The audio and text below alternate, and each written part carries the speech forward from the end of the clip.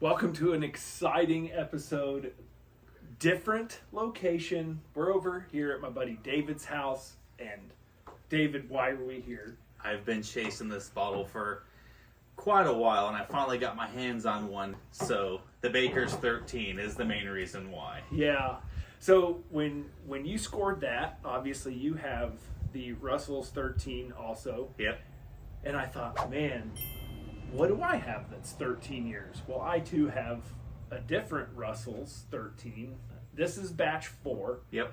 I have batch 2 and maybe batch 5. I don't know what all I have.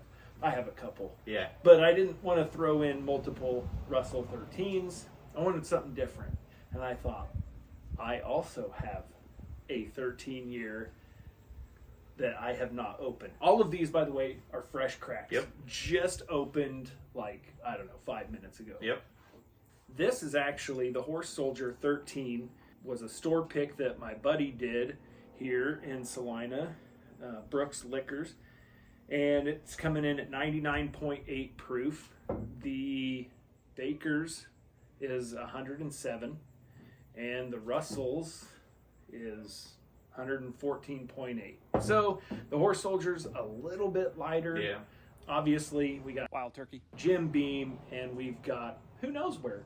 Yeah. There's some links that I found that claim that this is maybe Middle West Spirits out of Columbus, Ohio.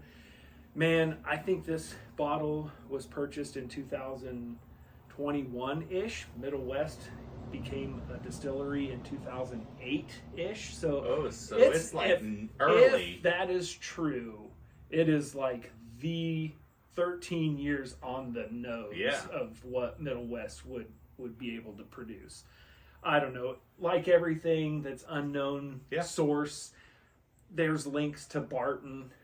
There's people that claim that it may be Barton juice. Who knows? But at the end of the day, it's a really cool story. If you haven't had Horse Soldier, they do some pretty good stuff. I've never had this.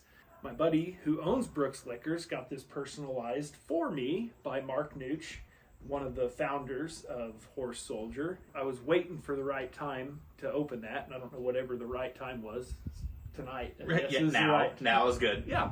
So we have these blinded up because, well, I hear, to be honest, I've been chasing Baker's 13, but there's a lot of people that don't like it. Yes. But I think everybody loves Russell's 13. Yep. And we're just throwing in the other 13-year-old to see, does it even hold a candlestick to these big boys? So I'll tell you what, I don't know if I'll be disappointed if the Baker's 13 comes in, not first. All right. I chased it for a while, and so I guess we'll find out and see what happens. All right. So the wives, they were just thrilled when we had them blind this up for us, and they're sitting off camera just rolling their eyes at us. But when I stumbled upon the Baker's 13, I said, I've been chasing this. I should just buy it.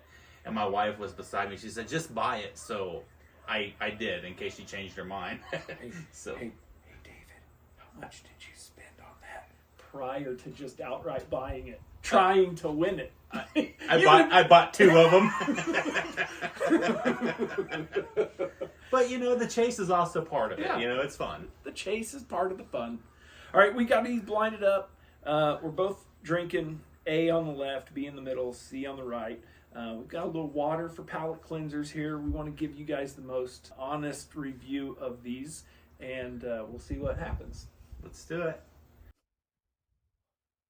I get an immediate, cherry note. Oak cherry. Yeah, it's very subtle. Yeah. But it's really good. That one's soft. Typical, caramel. I won't say brown sugar. It's a lighter. Yeah. It's caramel. Maybe a little bit of a light toffee vanilla thing. I mean, this is standard bourbon. So yeah, for me, that's what I say. This is traditional. But it's soft. There's nothing that's just powerful out of the glass. Whoa, that's funky. That's different. That's funky. That is like what grain? I was gonna say like a moldy fruit, moldy. I can see the grain. There's a fruit aspect to it that's just seems to be dank. It's not bad though. No, it's just not as traditional as the other two, and so I'm gonna say right now, A is by far my favorite nose of the three. I would agree, and B's not bad. It's just just very traditional and very soft. And this one stands out as different. Yes, very much so, but not in a negative way. Initially, first sniff, I thought negative, but it's getting better. All right, I'm going A.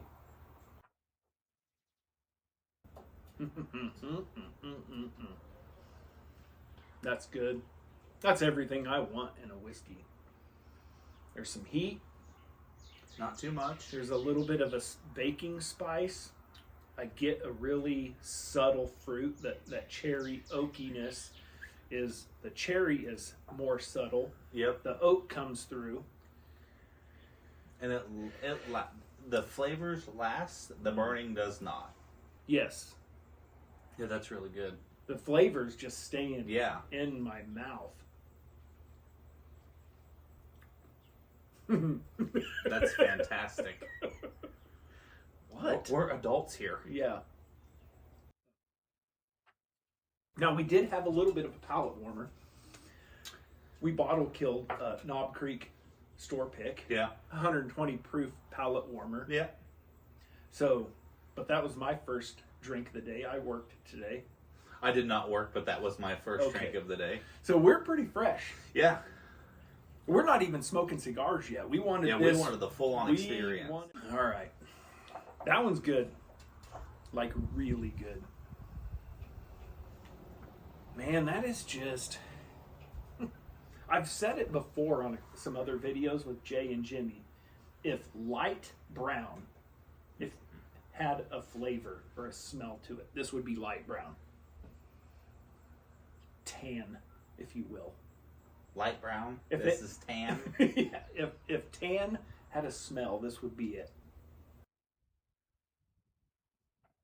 That's good. Yeah, it's definitely more traditional. It's soft. Yep.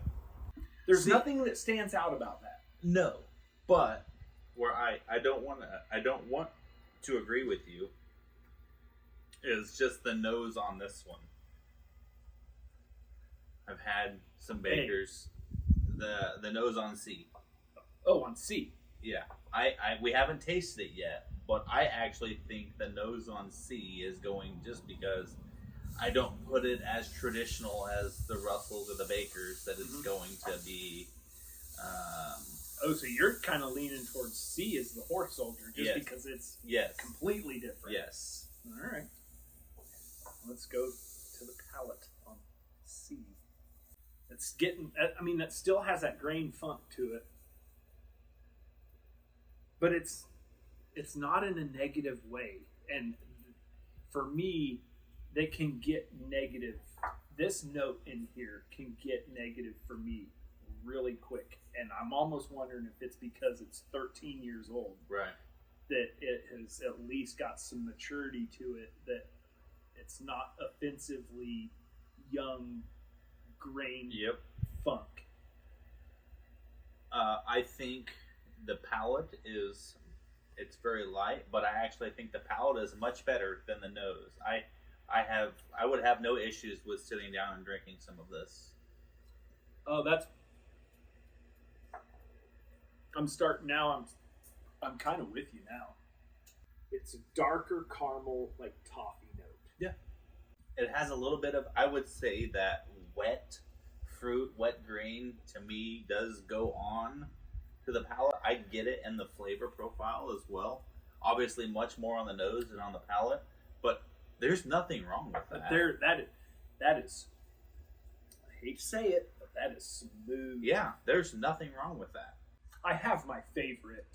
I have my favorite, and I think I know how they go as well. Ooh, look at you, fancy pants. I'm going to be wrong. Just because I said I have them doesn't mean it's right. You're way better than I am. We do this a lot, and I'm wrong a lot. There's a little bit of a burnt caramel note, burnt char vanilla caramel thing on B. The longer it sits, it's good.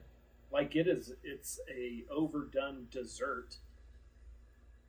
If you were to flame the top of a creme brulee, I'm not certain that whiskey's supposed to be chunky, so I'm pretty sure I just got me a little additional protein.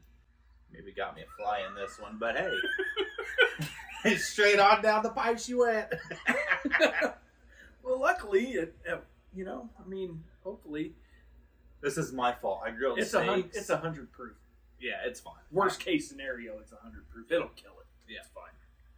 Oh God, A is just perfect. Okay, I have what I think they are. Me too. We probably agree. Okay, wait. Which is your favorite? My favorite is A. Mine too. And it's really not close. That is everything that I want in a whiskey. For me personally. It's got the fruit. It's got the oakiness. It's got the proof.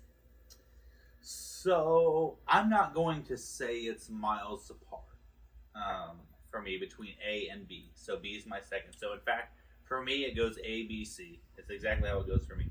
And none of them are bad. A is kind of on its own. I say B just because it's more traditional for me. With that burnt caramel, the traditional bourbon notes that you would get. It's definitely getting more burnt, which I like.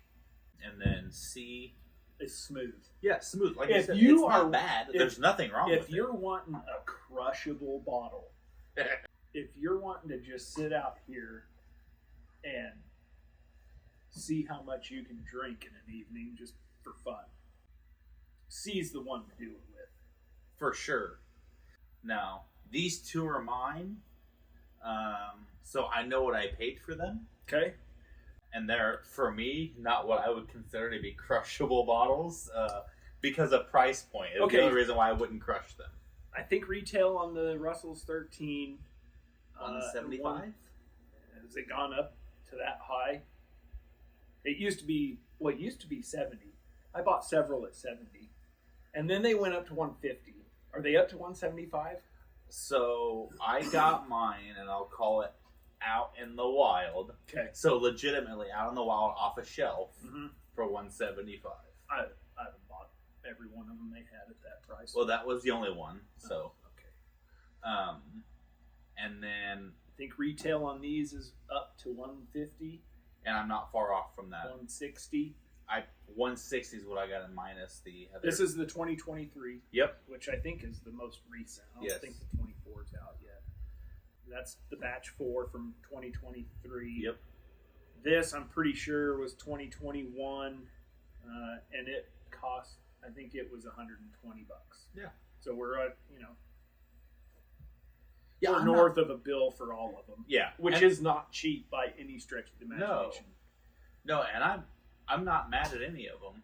I mean, I kind of come in thinking, okay, the horse soldier is probably not going to be all that, but it's, and I'm speculating, but my speculation is still that C.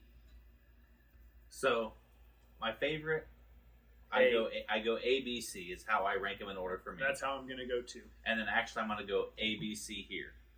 That's mine. I'm going to say it's the Russells, the Bakers, and then the Horse Soldier. That would be my guess. So let's go Horse Soldier first. That is C. So I don't know how fair it was because it really did, the proof really kind of gave C away. Yeah, I mean, you're talking, you said 99, 107, 114 here. Yeah, I mean, that, to your point, I mean, yeah. And you could taste it. It's not that it had bad flavor profile. Oh, I liked it. Yeah, I like it. But you could. I'm glad it's open now because I'm going to drink it. You could totally tell that the proof was less. and I'm going to say that's B. That was my guess.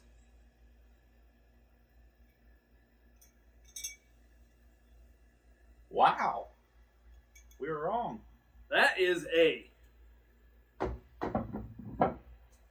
Which means B is the Russells. Good for you. Yeah, I mean, score. We talked about this beforehand. There's a lot of mixed reviews over this Baker's 13. A lot of people love it, and a lot of people hate it. So we were kind of like, how's this gonna go? But I'm a lot more of. I consider myself much more of a novice than my moderate drinker friend here. But we're gonna call this a win. Well, yeah, you have a Baker's 13 and a Russell's 13 sitting in your cabinet. I have a couple of Russell's 13, but I have no Baker's 13 yet. Yeah, yes. It was so funny. I kind of had to hide it from him when I scored him. Like, I had to wait for the perfect moment to tell him, like, hey, by the way. And I always use the phrase that my wife and I are adding something to our collection because I feel like it softens the blow a little bit. So you're a team. One solid team. I'm not a team. I'm an individual. You've had a few more years for your wife to get used to the train wreck. Get used to it. I don't think there's any getting used to that. I'm going to be honest. I'm a little surprised. Yeah. Not in a bad way, but that's cool. That's why we blind them up for you guys. I think if you find this for $150 or anywhere around $150, it is an absolute banger and must buy. Oh yeah, I would. If your budget allows you to.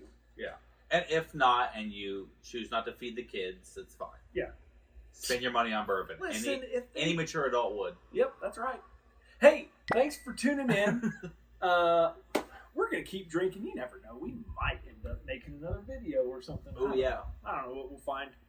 We got some good ones downstairs that might need reviewed. Oh yes. We'll see you next time right here on Thin Blue Whiskey.